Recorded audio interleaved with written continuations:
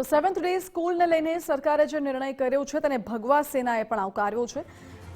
કમલભાઈ રાવલે નિવેદન આપ્યું છે કે સરકારના આ નિર્ણયથી નયનના પરિવારને ન્યાય મળ્યો।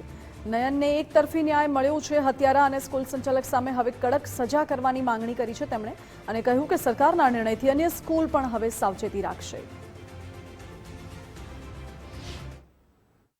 7 ડે સ્કૂલનો જે નિર્ણય આવ્યો છે તે બદલ સરકારનો અને ન્યાયતંત્રનો આભાર માનીએ છીએ।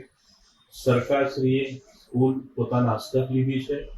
એના કારણથી આવાવાળા સમયની અંદર સ્કૂલોવાળાઓને ખાસ કરીને આ ધ્યાન રહેશે કે કોઈ પણ રીતે વિદ્યાર્થીઓ સાથે કોઈ પણ પ્રકારનું ગેરવર્તન થશે તો આ પ્રકારની કાર્યવાહી થશે। જેમ કે નયનની હત્યા થઈ, હું આજે એમ કહું છું કે નયનની આત્માને પણ શાંતિ મળી હશે અને એના પરિવારને ન્યાય મળ્યો છે। પણ આ ન્યાય એક તરફા છે।